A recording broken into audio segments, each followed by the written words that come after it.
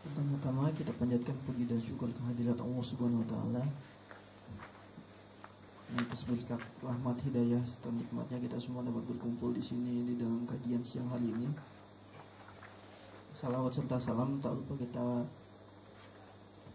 panjatkan kepada junjungan kita Nabi besar Muhammad SAW beserta keluarga, sahabat dan kita para pengikutnya yang tetap istiqomah mengikuti ajarannya hingga hari ini. Untuk mempersingkat waktu, mari kita mulai kajian pada siang hari ini dengan membaca basmalah. Bismillahirrahmanirrahim. Untuk selanjutnya kami dipersilahkan Ustadz untuk memaparkan materi. Waktu di tempat kami persilahkan.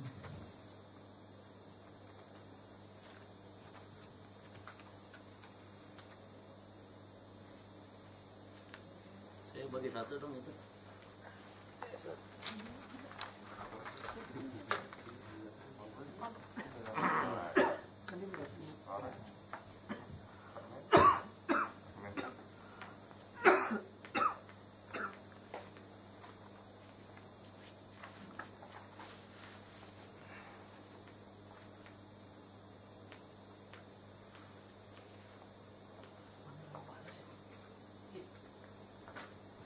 Bismillahirrahmanirrahim. Assalamualaikum warahmatullahi wabarakatuh. Waalaikumsalam warahmatullahi wabarakatuh. Alhamdulillahilladzi hadana li hadza wa ma kunna linahtadiya laula an hadanallah. May yahdihillahu fala mudhillalah wa may yudlil fala hadiyalah. Asyhadu an la ilaha illallah wa la syarikalah wa asyhadu anna sayyidina Muhammadan abduhu wa rasuluh la nabiyya ba'da. Allahumma sholli ala Muhammad wa ala alihi wa sahbihi wa mawala. Usikum wa nafsi bitaqwallah. Qala Allah ta'ala fil Qur'anil Karim, a'udzubillahi minasyaitonir rajim, ya ayyuhalladzina amanu taqullaha haqqa tuqatih wa la tamutunna illa wa antum muslimun. Ma'asyiral mu'minin wal mu'minat, majelis tausiah pada zuhur pada hari Kamis tanggal 25 September 2014 Masehi, yang insya Allah senantiasa mendapat cucuran kasih sayang dari Allah Subhanahu wa taala. Puja dan puji syukur kita panjatkan kehadirat Allah Subhanahu wa taala. Shalawat dan salam kita aturkan untuk Nabi kita Muhammad. Alhamdulillah, pada hari ini saya mendapat tugas yang mulia untuk memberikan pemaparan di mana petunjuk Allah dan Rasulnya, pemaparan ceramah-ceramah agama dikhususkan untuk diri pribadinya. Kemudian ketika para jamaah menghendaki hal yang serupa dalam rangka menjemput ridha Allah Subhanahu wa taala, dengan demikian sama-sama kita berjamaah atau yang dikatakan istilah kerennya multi level. Bab multi level ini sangat perlu. Nabi pun mengistilahkan multi level. Bahkan Allah Jalla Jalaluhu juga mengistilahkan hal yang sama.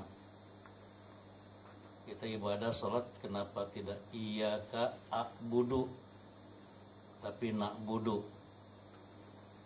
Kemudian ketika Allah memberikan salam sejahtera kepada Nabi, salam sejahtera tersebut ditransfer bukan untuk beliau sendiri, tapi juga untuk umatnya. Assalamualaikum yuhan Nabi warahmatullahi wabarakatuh. Dijawabnya Assalamualaikum wa ala ibadina sholihin. Oke lah, kita masuk kepada materi yang temanya Al-Quran petunjuk bagi orang-orang yang bertakwa. Bismillahirrahmanirrahim. Zalikal kitabul la raiba fi hudal lil muttaqin. Kitab tersebut tidak ada dalam dirinya keraguan, syak hudalil muttaqin, petunjuk untuk orang-orang yang bertakwa. Surat 2 ayat 2. Kita mencoba menceritakan, mengkisahkan kisah-kisah yang fakta, yaitu seorang musisi yang bernama Krisya pernah minta kepada Taufik Ismail. Kita tahu Taufik Ismail adalah pengarang lagu, syair-syair lagu yang di zaman Bimbo, kemasan Bimbo tahun 80-an. Nah, Taufik Ismail lah pengarangnya. Krisya minta dengan waktu 1 bulan, yaitu lagu yang bernuansakan religi. 1, 2, 3 minggu lagu tersebut belum beliau dapati inspirasinya atau ilhamnya. Akhirnya beliau merapat kepada Allah dengan niat taubat, dengan niat takorub, dengan niat iktikaf, mendekatkan diri kepada Allah, kemudian berdoa ke hadirat Allah Subhanahu wa taala. Esoknya Allah anugerahkan, yaitu diambil dari intisari Quran surat Yasin ayat 65. Bismillahirrahmanirrahim. Al-yawma nakhtimu ala afwahihim wa tukallimuna aydihim wa tashhadu arjuluhum bima kanu yaksibun. Kemudian lagu tersebut diberikan kepada Krisya. Krisya mencoba menyanyikan lagu tersebut, dihadiri oleh Yanti, istrinya. Kemudian yang mengaransemen lagu tersebut adalah Erwin Gotawa.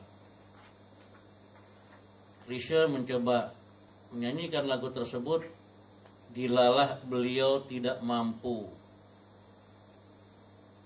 karena syairnya ini satu hal yang sangat berat dilakukan, dan hal tersebut pasti akan terjadi. Diambil dari surat Yasin 65 tadi. Bisa jadi dalam benak bayangan Krisya, seolah-olah Krisya sedang disidang oleh malaikat, di mana malaikat diperintah oleh Allah Subhanahu wa taala, dan itu akan terjadi pada diri kita kelak. Al-yauma nakhtimu, hari itu di padang mahsyar akan dikunci lisan umat manusia. Terjadilah audit dari sejak umat manusia akil balik sampai menjelang wafat. Dikunci lisannya. Yang bertanya jawab adalah malaikat di satu sisi dengan kedua tangan manusia di sisi lain. Kakinya menjadi saksi. Nangis Krisya, seolah-olah sudah terjadi hal tersebut. Kenapa lisan umat manusia dikunci? Karena dari sebab-sebab lahiriah lah yang hukum kausalnya banyak perbuatan kesalahan, banyak perbuatan dosa, banyak perbuatan maksiat disebabkan oleh lisan. Bergunjing. Ya. Apa bergunjing? Merumpi. Nah, gosip. Sekarang udah menjadi produk dagangan. Yang suka bergunjing biasanya bapak-bapak di arisan nih. Bukan ibu-ibu yang nonton bola, bukan. Hah? Tuh kalau udah bergunjing tuh gosip, satu yang cerita, yang satu ngedengerin, yang satu nimpalin. Biasanya cukup memakan waktu tuh. Padahal jelas-jelas ayatnya surat Al-Hujurat, wala yaktab ba'dukum ba'do, janganlah kalian menceritakan aib satu dan yang lainnya. Diibaratkan sangat sadis bagi orang yang menggunjing aib orang lain atau aib saudaranya, dia bagaikan memakan bangkai saudaranya, padahal kalian tidak senang. Pakarih tumuhu, bisa nanti kita lihat Quran surat Al-Hujurat. Apalagi memfitnah, itu dari sebab lisan. Bergunjing, memfitnah, mengadu domba. Ya, adu domba apa adu manusia sih? Orang yang kumpul manusia berbuat prostitusi, kebo yang disalahin. Kumpul kebo katanya. Jadi maksudnya orang yang berbuat asusila, nyeleneh, nyeleweng, disamakan dengan kebo. Naudzubillah min dzalik.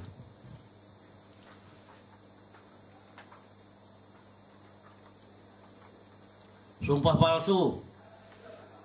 Ya. Ada sumpah palsu, ada sumpah yang tidak dilaksanakan. Berjanji tidak menerima suap, tidak menerima sogokan, ya.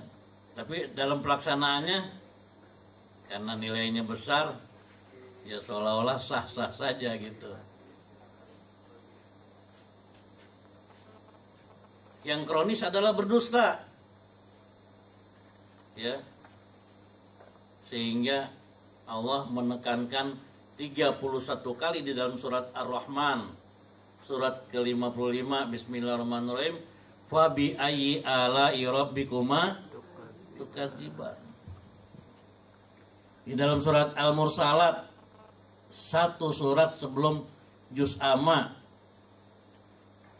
Allah berfirman, wailu yauma idzil lil mukadzibin. Neraka welah bagi orang-orang yang senantiasa berdusta.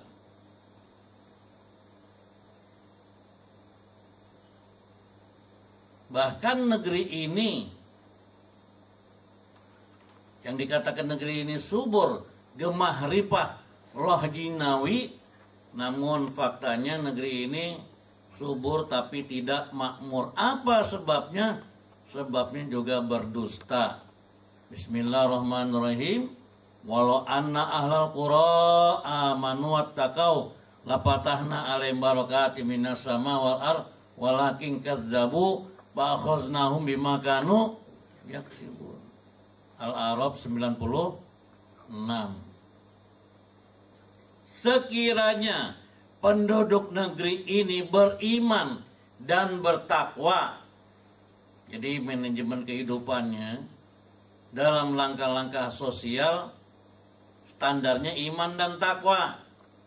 Kalau standarnya iman dan takwa, buahnya akhlak yang mulia, akhlakul karimah. Jadi kalau kita beriman dan bertakwa, lapatahna, pasti ada dua tuh. Pertama, lamnya lam taukid. Lam taukid itu lam yang untuk satu motivasi kekuatan, itu pasti. Kedua, fi'il madi dipakai, itu juga pasti. Lapatahna, pasti akan kami bukakan, ya, keberkahan dari 7 lapis langit dan dari isi bumi. Jawabnya apa? Walakin kazzabu, tetapi mereka berdusta. Siapa Pak Ustadz yang berdusta?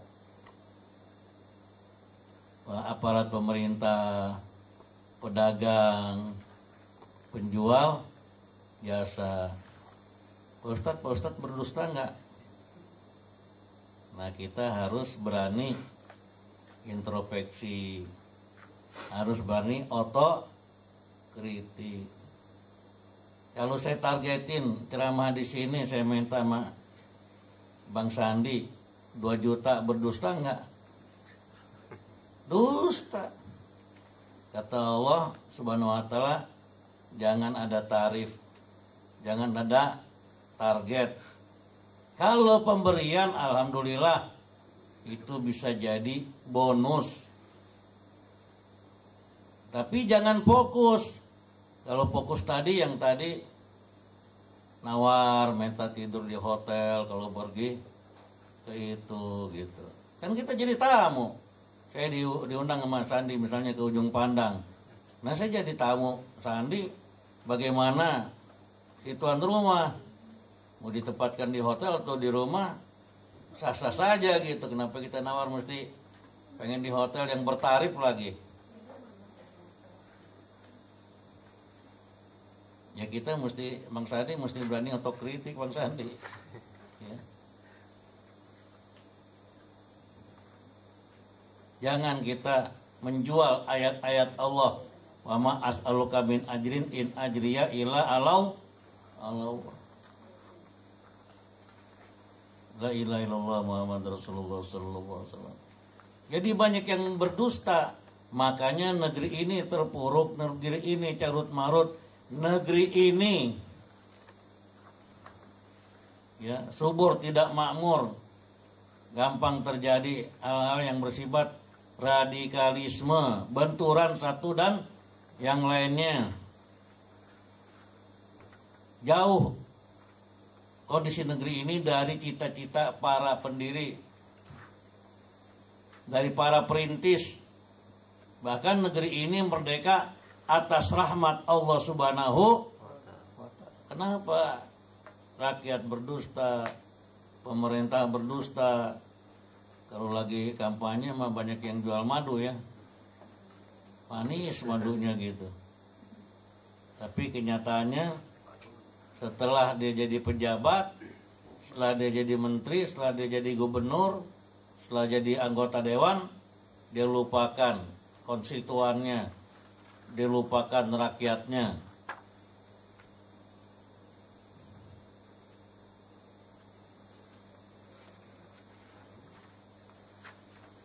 Kita kembali kepada Krisya. Kenapa Krisya menangis? Nggak mampu Krisya menyanyikan. Ya. Karena tadi Allah Subhanahu wa taala menanamkan nilai-nilai tauhid, nilai-nilai akidah, nilai-nilai keimanan di dalam jiwa Krisya. Sebagaimana hal ini pernah Allah tanamkan kepada sabakunal awwaluna bil iman. Saudara-saudara kita yang awal beriman, para sahabat Nabi, para salafus soleh, Allah tanam nilai-nilai tauhid tersebut. Kita ambil satu kisah lagi, Umar bin Khattab radhiyallahu an. Umar bin Khattab sebelum masuk Islam, dia seorang jahiliyah juga. Bahkan jiwanya jiwa, bisa jadi mentalnya mental preman. Nah, dia teman-temannya ya begitulah. Ada Abu Lahab, ada Abu Sofyan, ada Abu lagi apa? Ada Umayyah bin Khalaf, ya. Ada Abu Gosok.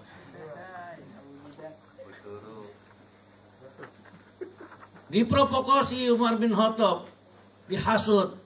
Hei Umar, ada orang yang namanya Muhammad. Dia bawa ajaran baru. Tuhan-Tuhan kita dinista, dicaci maki. Tuhan Lata, Tuhan Uzza, Tuhan Hubal. Katanya sih di sekeliling Mekah ketika masih kafirun, musyrikun, ada 360 Tuhan. Banyak ya? 360 sebelum Fathu Mekah. Karena diprovokasi, diintailah di mana Nabi kita berada. Maksudnya diintai, mau di stop. Kalau nggak mau di stop, mau dianiaya. Bahkan bila perlu dilenyapkan nyawanya.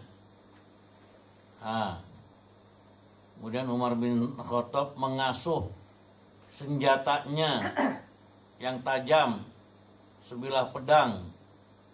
Diintip, oh Muhammad ini suka kumpul di rumah Al-Arqam. Pengkaderan Islam saat itu rumahnya Al-Arqam, maka disebut Darul Arqam.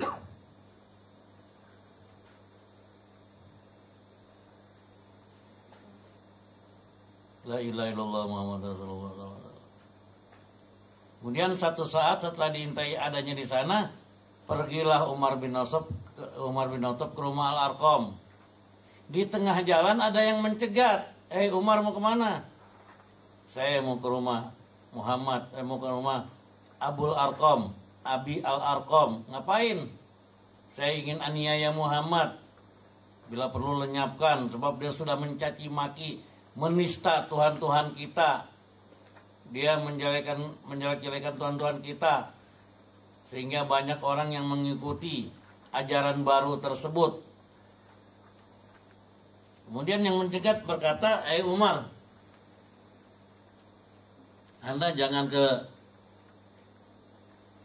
rumah Al-Arqam. Anda tengok dulu adik kandung Anda dengan adik ipar Anda sudah mengikuti ajaran Muhammad. Benar kamu, wahai sahabat, tidak dusta? Enggak. Pokoknya kalau saya dusta, taruhannya adalah batang leher saya, silakan Anda penggal. Ya tunggu ya, jangan mana-mana di sini. Ya, kata Umar kepada orang itu, saya ke sana ke rumah adik saya gitu. Sampai di sana dari jauh sayup-sayup terdengar suara orang bahasa Arab, tapi bahasa Arab bukan bahasa Arab fusha, bukan bahasa Arab sehari-hari, tapi bahasa Arab Al-Quran, kalimat-kalimat Allah yang agung, yaitu surat Toha. Ya, surat apa? Ayat 1 sampai 3. Bismillahirrahmanirrahim. Toha ma anzalna 'alaikal Qur'ana litasqa illa tazkiratan liman yakhsha. Diketok rumah adiknya, dibukakan pintu, Umar dalam keadaan naik pitam, dipukul adik iparnya, maka sang adik ipar terjatuh berikut suhub. Saat itu belum Al-Quran, Bang Sandi, tapi suhub itu lembaran-lembaran ayat Al-Quran yang ditulis di kulit hewan yang sudah disamak. Yang disamak maksudnya dikeringkan. Jatuh tuh saudara iparnya berikut suhub tadi. Mau diambil ayat-ayat Al-Quran itu oleh Umar bin Khattab, tapi dilarang oleh adik kandungnya. Hai Umar, Anda najis, Anda musyrik, tidak sah untuk Anda memegang firman Allah karena Anda bukan seorang Islam. Tapi sudah terlihat tadi ayat Al-Quran terlihat, ya. Apa yang terjadi pada diri Umar? Sama halnya tadi musisi Krisya, nangis, bergetar jiwanya. Hal ini sesuai dengan firman Allah Quran surat Al-Anfal ayat 2. Bismillahirrahmanirrahim. Innamal mu'minuna idza dzukirallah wajilat qulubuhum wa idza tuliyat alaihim ayatuhu zadatuhum imana wala rabbihim yatawakkalun. Apabila orang-orang yang beriman diingatkan asma Allah yang agung, maka gemetarlah jiwanya. Bila dibacakan ayat-ayat Allah, maka bertambahlah imannya. Kepada Allah lah mereka berserah diri. Nah, kelanjutan cerita tadi Krisya dibimbing oleh Erwin Gotawa sebagai yang memberikan aransemen. Ketika Krisya mendapat saran dari Yanti istrinya untuk takarub kepada Allah tengah malam, maka diberikan kemampuan Krisya menyanyikan lagu tersebut. La ilaha illallah Muhammad Rasulullah sallallahu alaihi wasallam.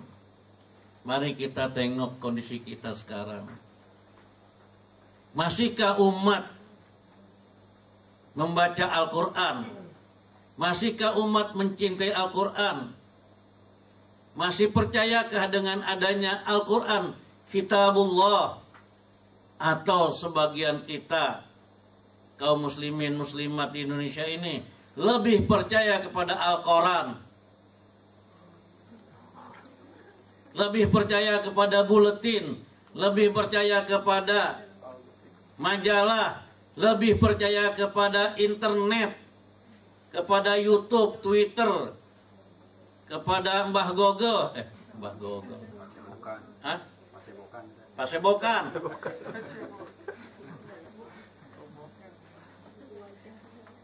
Alhamdulillah saya enggak fanatik buta ya Bang Sandi ya. Saya enggak membabi buta mengharamkan internet.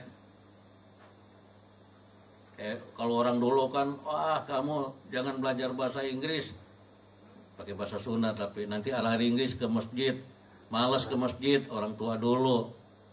Maksud saya sebagai pemberi tausiah, khususnya anak-anak remaja, terutama untuk anak-anak kita wajib memilah-milih dari internet tersebut. Karena di dalam internet ada racun, ada madu. Nenek-nenek BBM-an, kakek-kakek BBM-an, anak TK juga BBM-an. La ilaha illallah Muhammadur Rasulullah. Banyak ajaran-ajaran sesat, banyak ajaran-ajaran yang dasarnya tidak kuat lewat internet. Marilah kita kembali kepada Al-Quran, Kitabullah, dan petunjuk Rasul Muhammad sallallahu.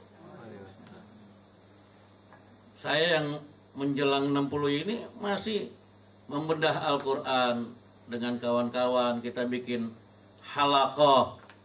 Insya Allah nilai-nilai iman kita, nilai-nilai Islam kita, nilai-nilai tauhid kita akan diarahkan oleh Allah Subhanahu wa taala menjadi keyakinan. Wa'bud rabbaka hatta ya'tiyakal yakin, surat ke-15 ayat 99.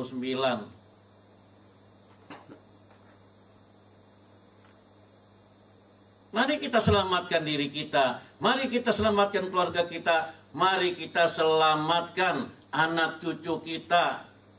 Bab Allah mengingatkan dalam surat At-Tahrim, Bismillahirrahmanirrahim, ya ayyuhalladzina amanu qu anfusakum wa ahlikum nar. Kita jadi ayah, kemudian ada yang jadi ibu. Dilalah atas rahmat Allah sang ayah dan sang ibu, Allah masukkan ke dalam surga Jannatun Naim. Ada anaknya di neraka, mau makan apel, mau makan anggur, mau makan mangga di surga, dia ngelihat dari jendela surga anaknya di neraka. Tega nggak dia makan itu? Kalau masih demikian, masih lumayan. Tapi bisa jadi sang anak nanti akan memprotes. Saya nggak dibawa ke pengajian. Saya dibiarkan diberikan materi yang cukup, yang berlebihan. Tapi rohani saya tidak mendapat tarbiyah agama, pendidikan agama, pelajaran agama. Apa jadinya? Di zaman yang sekarang cenderung abu-abu. Cenderung ustadznya juga tadi berdusta. Nauzubillah min. Ustadz memberikan pengayoman. Ustadznya juga berlomba dalam kemewahan. Benar apa benar nih saya ngomong? Fakta.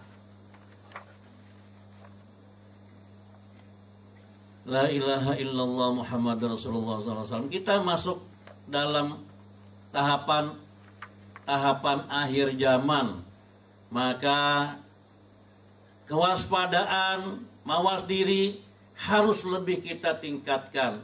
Di satu sisi, di sisi lain kita isi rohani kita dengan gizi-gizi rohani yang berkualitas. Baca Al-Quran, ya minimal 1 hari 1 malam 1 juz lah begitu. Ya Pak Ustadz juga saya sering ngejus melon katanya.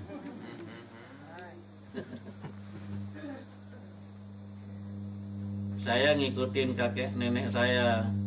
Kalau kakek nenek saya per 3 hari tamat, ya minimal saya per 10 hari lah tamat begitu. Kalau yang 3 hari tamat tuh caranya sebelum sholat fardu 1 juz, setelah sholat fardu 1 juz gitu. Mereka kerja nggak Ustadz? Ya kerjalah. Kakek nenek kita kan di kampung ya bertani, berladang, kemudian ngurus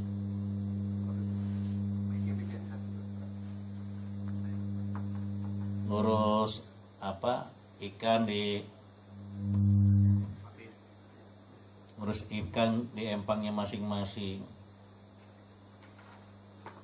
Kemudian niat ini untuk yang wanita, kalau ada halangan nggak kenapa-napa. Kalau nggak ada halangan 2 rakaat tahajud. Jangan tinggalkan Allah bila kita tidak mau ditinggalkan oleh Allah Subhanahu wa ta'ala. Fazkuruni azkurkum waskuruli wala takfurun. Ketika kita mengingat Allah, Allah pun mengingat kita. Ketika kita datang kepada Allah dengan jalan kaki, Allah akan menghampiri kita dengan lari. Lebih cepat Allah memberikan rahmatnya kepada diri kita daripada motivasi kita mendekatkan diri kita kepada Allah Subhanahu wa ta'ala. Jadi gizi-gizi rohani, qiraatul Quran, bedah Al-Quran, mengkaji Al-Quran. Terus juga kita memperbanyak, yaitu dosisnya ditinggikan, dosis zikrullah, memperbanyak zikir. Karena perintah Allah agar kita banyak mengingat Allah. Al-Ahzab 4143, Bismillahirrahmanirrahim. Ya ayyuhalladzina amanu uzkurullaha zikron katsira wasabbihuhu bukratan wasila. Hai orang-orang yang beriman, ingatlah kalian kepada Allah dengan ingat yang banyak. Kita sering ingat Allah Jalla Jalaluhu yang memberikan nikmat kepada kita. Apa kita sering mengingat nikmatnya? Nah sekarang kita balikin motivasinya. Kalau kita sering mengingat Allah, sang pemberi nikmat kepada diri kita, insya Allah Allah akan memberikan nikmat-nikmat yang sangat mahal ketika kita sudah pulang ke kampung abadi, yaitu di negeri akhirat.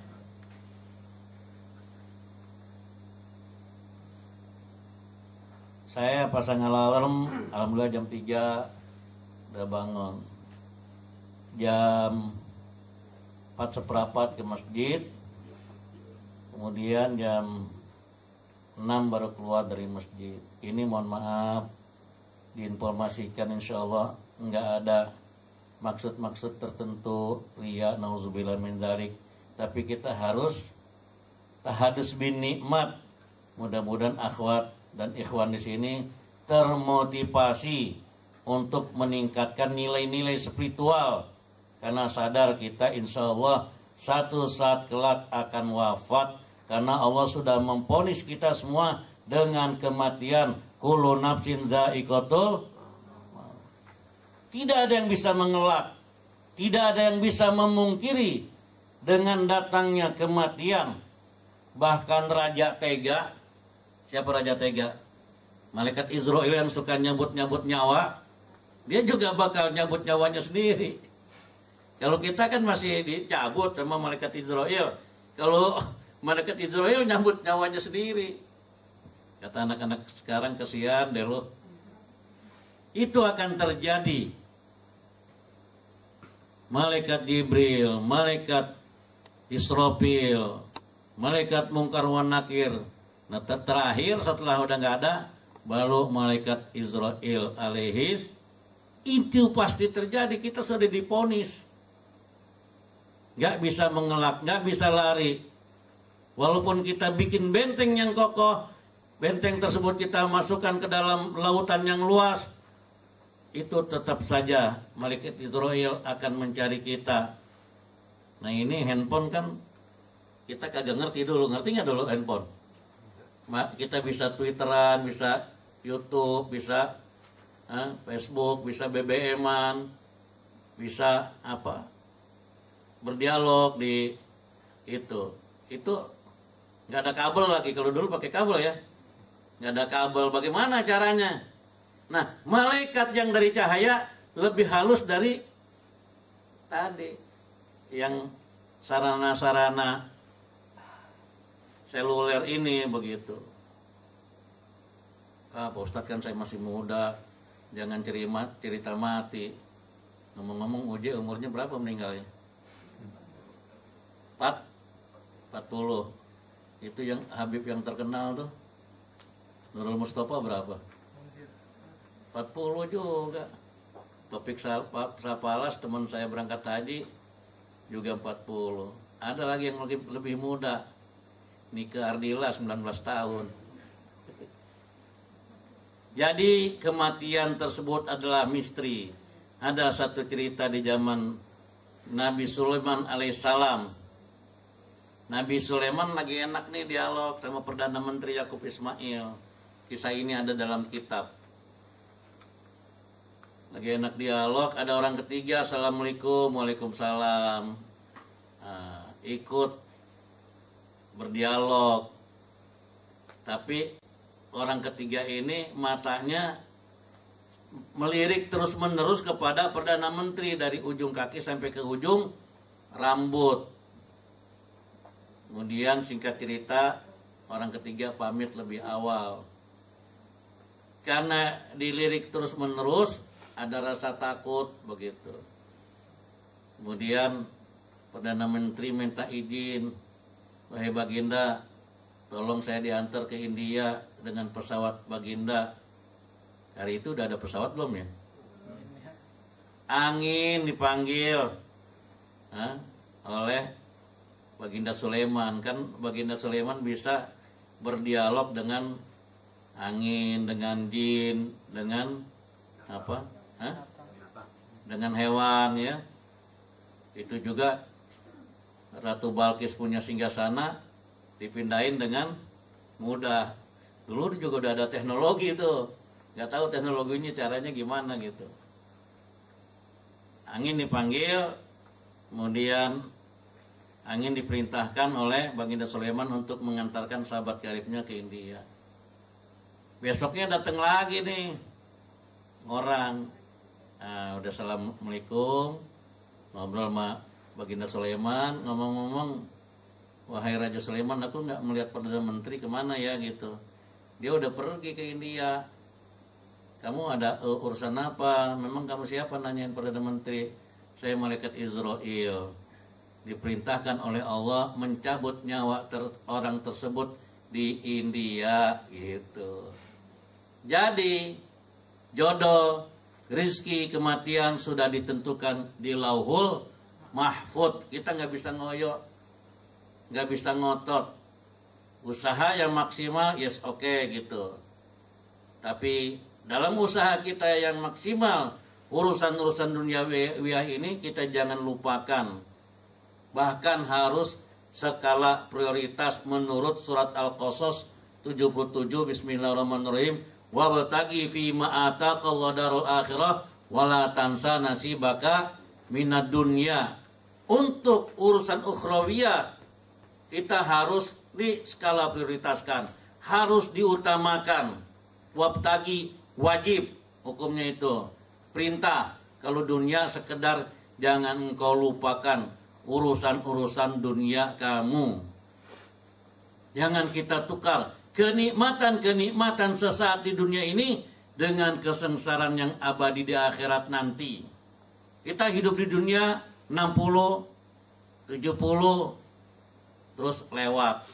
Kembali ke alam rahmatullah, ke alam barzah. Nah, waktu di akhirat berapa tahun? Bukan ratusan tahun, bukan miliaran tahun, bukan triliunan tahun, bukan biliunan tahun. tapi abadan abada, selama-lamanya. Mari anugerah dari Allah, nikmat yang Allah anugerahkan kepada kita, kita syukuri. Kita ibadah yang maksimal, usaha pun kita ibadah, kita tidak melupakan Allah, kita tidak terlena dengan urusan-urusan dunia yang akan mematikan hati nurani kita. Mudah-mudahan kita diselamatkan oleh Allah dari fitnah dunia dan azab akhirat, termasuk keluarga kita, termasuk suami kita, termasuk anak-anak kita, termasuk istri kita dan anak-anak kita. Ya Allah, selamatkanlah kami semua dari fitnah dunia dan azab akhirat. Demikian, mungkin ada sesi tanya jawab. Terima kasih Ustadz atas pemaparan materi pada siang hari ini. Baik, untuk ikhwan dan akhwatnya, bagi yang mau bertanya dipersilahkan.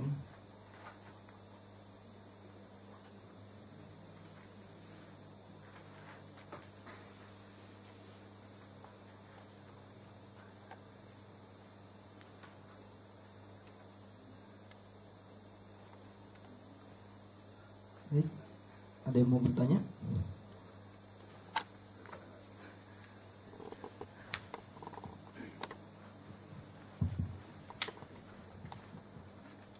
Assalamualaikum warahmatullahi wabarakatuh. Waalaikumsalam warahmatullahi. Pak Ustadz, mau bertanya mengenai Indonesia ya. Indonesia itu kan mayoritas kan negara Muslim. Di dunia itu negara Muslim terbesar di dunia. Terus di negara Indonesia sendiri Islam itu adalah mayoritas. Tapi seolah-olah nih untuk kenyataannya Islam itu bagaikan buih kan, yang nggak berarah gitu. Kalau melihat dari sisi perjuangan nilai-nilai Islam ya, malah sekarang banyak para pemimpin itu seolah-olah tidak suka dengan Islam, seolah kayak gitulah, kayak ada semacam mungkin dari kayak di sekolah ada pakaian Muslim, ada larangan seperti ini, harus begini. Terus mungkin yang lainnya ya seperti yang diberitakan media saat ini kan. Terus yang seperti yang kemarin juga ada demo mewakili Muslim, tapi dia menganggapnya itu adalah sebagai yang minoritas katanya. Nggak apa-apa itu demo orang-orang minoritas kan, padahal dia memperjuangkan atas nama Islam gitu. Seperti itu. Assalamualaikum warahmatullahi wabarakatuh. Waalaikumsalam.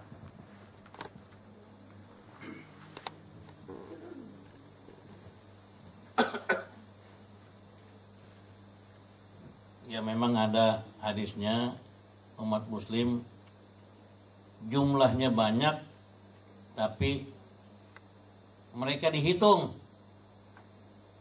ya. Bukan diperhitungkan. Dihitung berapa orang nih, mohon maaf yang ikut tahlilan berapa orang, dikasih berkat begitu. Jadi nilainya rendah, tidak diperhitungkan.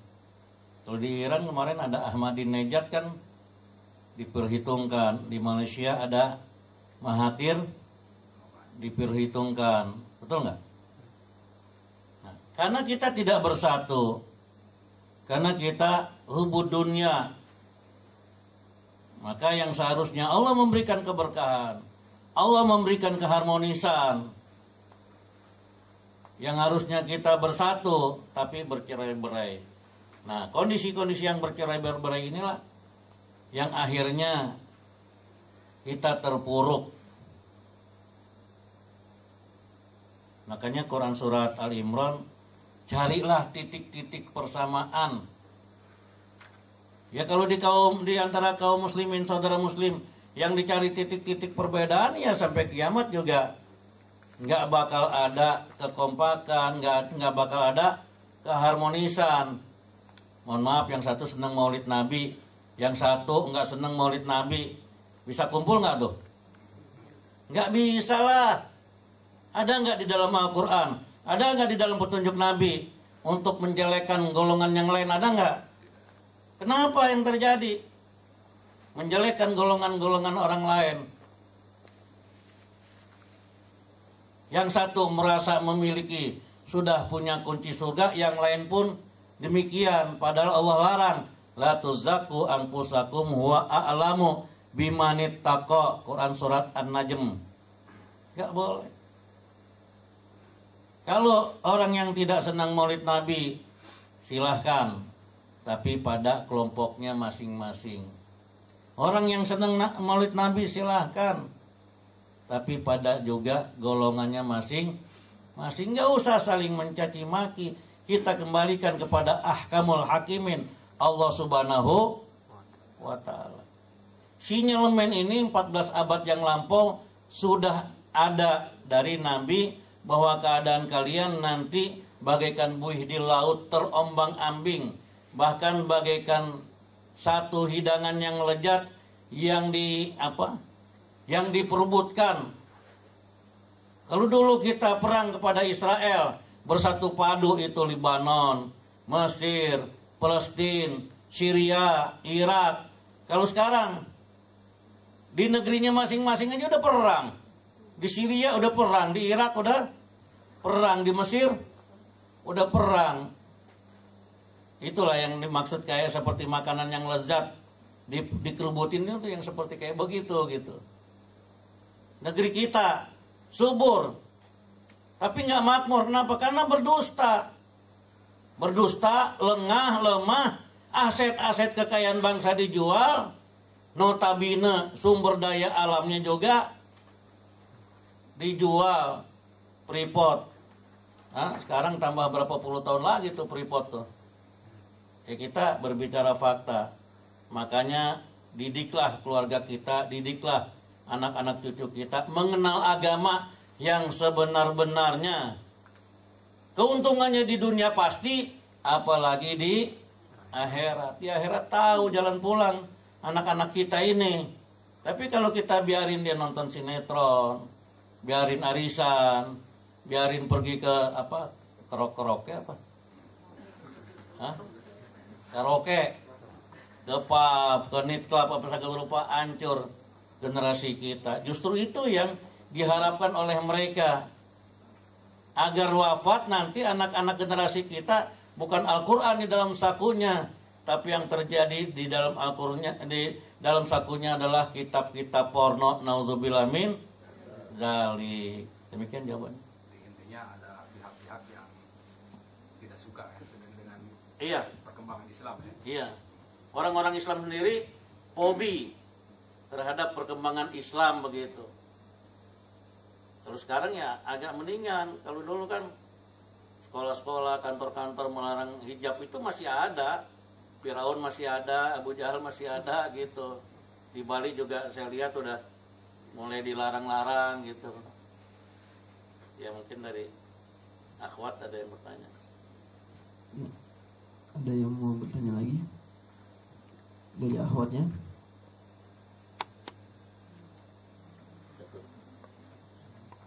Baik, kita sempurnakan saja kajian pada siang hari ini dengan bersama-sama membaca hamdalah. Akhirul kalam. Wassalamualaikum warahmatullahi wabarakatuh. Waalaikumsalam warahmatullahi wabarakatuh.